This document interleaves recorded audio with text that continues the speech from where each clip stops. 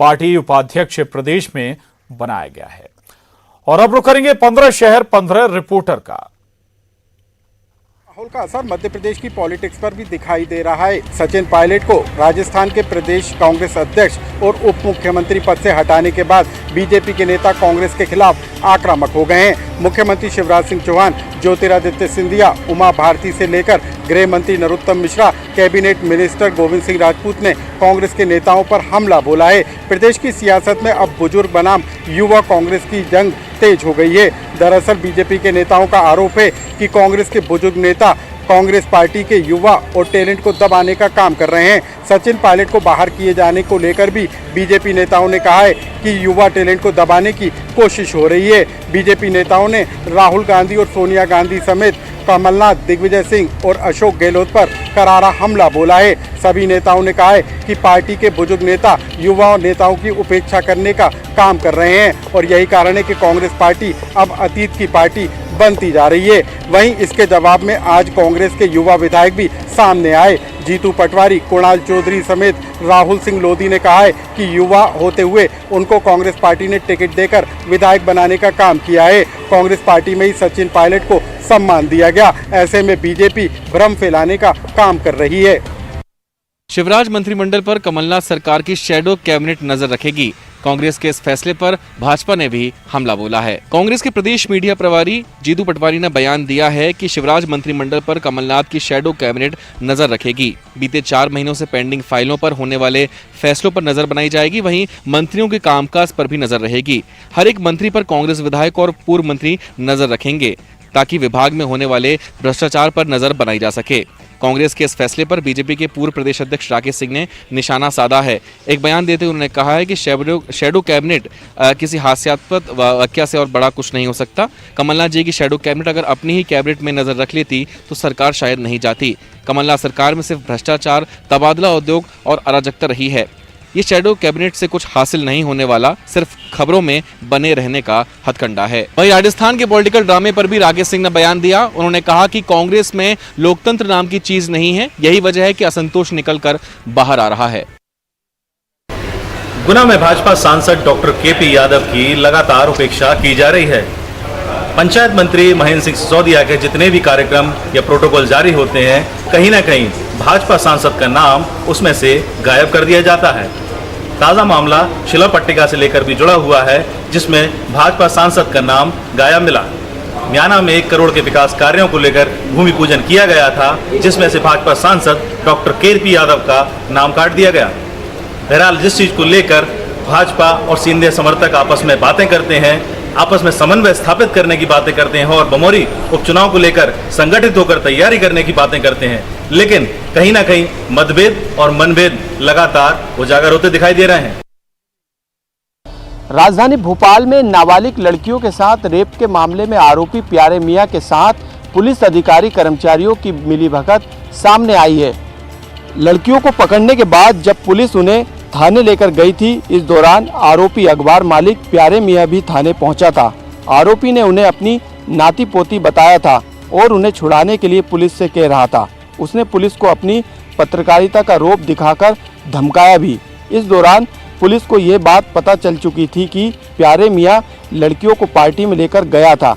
इसके बावजूद भी पुलिस ने उसे गिरफ्तार नहीं किया और आरोपी को भागने में मदद की। इसके अलावा आरोपी प्यारे मियां रातीगढ़ थाने स्थित एक फार्म हाउस में लड़कियों को लेकर पार्टी में गया था। वहां पर कई रसूखदार उस पार्टी में शामिल थे। इसके बाद आरोपी लड़कियों को लेकर शाहपुरा स्थित अपने फ्लैट गया था। हालांकि पुलिस ने रसूखदारों को बचाने के लिए रातीगढ़ में हुई पार्टी की जांच नहीं की है।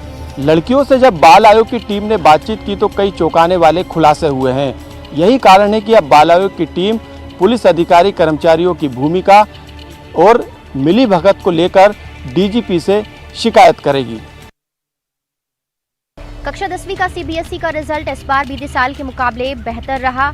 16 रीजन में भोपाल रीजन 8वें नंबर पर रहा। देश भर में कक्षा 10वीं का सीबीएसई का रिजल्ट बीते साल के मुकाबले इस बार बेहतर रहा। 91.46% के साथ इस बार सीबीएसई 10वीं का रिजल्ट रहा। साल 2019 के रिजल्ट परसेंटेज की बात की जाए तो 91.10% था, यानी कुछ परसेंटेज का इजाफा इस बार जरूर हुआ है, लेकिन ये जो बढ़त है वो बेहद मामूली है। बीते साल के मुकाबले इस साल भी लड़कियां लड़कों से आगे रही हैं।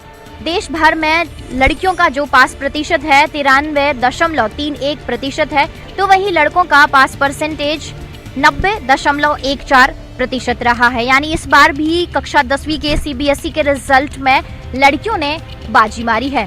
देश भर में इस बार कक्षा 10वीं में सीबीएसई में 18,60,000 परीक्षार्थी शामिल हुए थे। मध्य प्रदेश की बात की जाए तो मध्य प्रदेश में 80,000 से लेकर 1 लाख तक परीक्षार्थी शामिल हुए थे। भोपाल रीजन की अगर 16 रीजन में बात की जाए तो 92.86% के साथ भोपाल रीजन 8वें नंबर पर रहा है। यानी उछाल जरूर हुआ है, लेकिन अभी कुछ और मेहनत करनी बाकी है। वहीं इस बार के परसेंटेज में बीते साल के मुकाबले उछाल भी हुआ है, लेकिन जनरल प्रमोशन की बात की जाए तो इस बार कक्षा 10वीं में प्रदेश भर के छात्रों को जनरल प्रमोशन नहीं मिला है, क्योंकि लॉकडाउन से पहले ही कक्षा 10वीं के छात्रों के सारे पेपर हो चुके थे। हालांकि जरूर सीबीएसई बोर्ड की तरफ से ये कहा गया था कि इस बार छात्रों को जनरल प्रमोशन का फायदा दिया जाएगा। दिल्ली के छात्रों को छोड़कर मध्य प्रदेश में स्टूडेंट्स को जनरल प्रमोशन का फायदा नहीं मिला है, क्योंकि एग्जाम जो है लॉकडाउन के पहले हो चुके थे। ऐसे में अगर बीते साल से इस बार की रिजल्ट की तुलना की जाए तो छात्रों के चेहरे खिले हुए हैं और इस बार बीते साल के मुकाबले रिजल्ट बेहतर रहा है। ग्वालियर में 7 दिन के लिए टोटल लॉकडाउन चल रहा है। कल शाम 7 बजे से ही शहर में कर्फ्यू लागू किया गया था, जिसके चलते आज चौराहे पर पुलिस तैनात है और बेवजह घूमने वाले लोगों पर डंडे भी बरसाए जा रहे हैं। ग्वालियर शहर में कर्फ्यू और टोटल लॉकडाउन का पालन कराने के लिए शहर में आज सुबह से ही पुलिस बल जगह जगह तैनात नजर आया। सड़कों पर भी सन्नाटा था। कुछ इलाकों में लोगों ने जबरदस्ती बेवजह घर से निकलने की कोशिश की तो पुलिस ने कई जगह डंडे चलाकर लोगों को खदेड़ा। हम आपको बता दें कि ग्वालियर में 1200 से ज़्यादा कोरोना पॉजिटिव मिलने के बाद प्रशासन ने 7 दिन के लिए कर्फ्यू की घोषणा की। कल शाम 7 बजे से ही ग्वालियर में कर्फ्यू लगा हुआ है। हालांकि इस दौरान सुबह के वक्त फल, दूध, सब्जी की आपूर्ति 10 बजे तक रही। उसके बाद पूरी तरह से शहर टोटल लॉकडाउन रहा।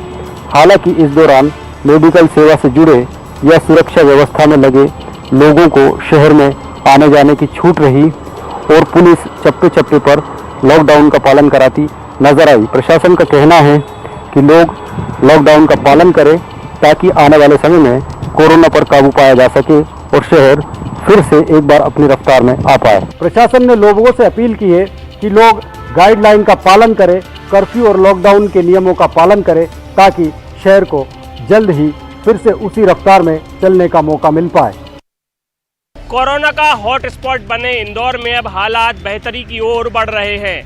पहली बार 3,158 सैंपल की जांच में 93 सैंपल ही पॉजिटिव आए हैं और संक्रमण की दर 3% पर पहुंच गई है। इंदौर में कोरोना संक्रमित मरीजों की संख्या भले ही बढ़ गई हो, लेकिन संक्रमण की दर में कमी आ गई है। वर्तमान में संक्रमण की दर 3% के आसपास है।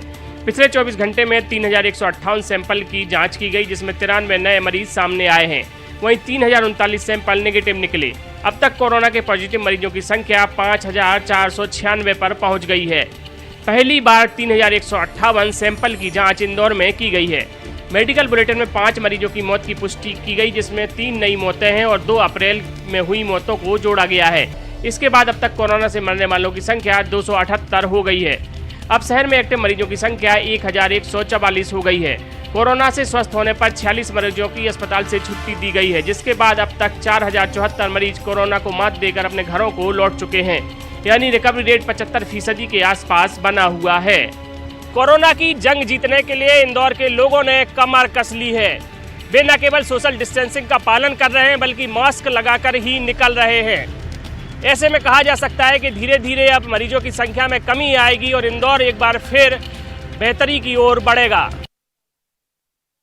कोरोना के बढ़ते मामलों के चलते अब जिला प्रशासन और सामाजिक संगठन लोगों को जागरूक करने के लिए सड़कों पर निकले। आप देख सकते हैं कि ये जो एनएसएस वॉलंटियर्स के साथ जो सामाजिक संगठन है और इस तरह की जो गाड़ी है वो सड़कों पर निकली है और ये कोरोना का जो संक्रमण किस तरह से फैलता है ये जो इस तरह से इन्होंने पहना हुआ है और लोगों को एक तरह से जागरूक करने की पहल कर रहे हैं। ये जो यमराज हैं सड़कों पर निकले हैं और लोगों को बता रहे हैं कि अगर आपने सावधानी नहीं रखी यानी मास्क नहीं पहना, सैनिटाइजर का इस्तेमाल नहीं किया, सोशल डिस्टेंसिंग का पालन नहीं किया तो आप जो यमराज है लेने आ सकते हैं। और इस तरह की जो गाड़ी है सड़कों पर है और लोगों को जागरूक कर रही है, मास्क लगाने की अपील कर रही है। जानते हैं आप जिस तरह की अपील कर रहे हैं लोग जागरूक हो रहे हैं, मास्क पहन रहे हैं और कितना ज्यादा आपको बदलाव देखने को मिला? लोग जागरूक हो रहे हैं यहाँ पर और कहने के बाद वो लोग मास्क लगा रहे हैं।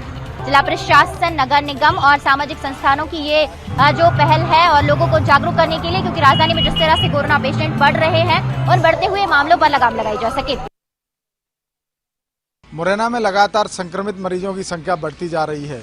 कल आए 67 नए पॉजिटिव मरीजों की संख्या के साथ अब यह आंकड़ा 1000 को भी पार कर गया है और अभी जिले में टोटल पॉजिटिव 1147 मरीज हैं, जिनमें एक्टिव मरीजों की संख्या 429 है। 5 मरीजों की मौत हो चुकी है और वहीं 708 मरीज रिकवर होकर डिस्चार्ज हो चुके हैं। अगर रिकवरी रेट देखी जाए तो वो 60% से करीब आ रही है। प्रशासन ने सुरक्षा के लिहाज से राजस्थान बॉर्डर को 15 दिन पहले ही सील कर दिया था। जिले में 10 दिन कर्फ्यू लगे हुए हो गए।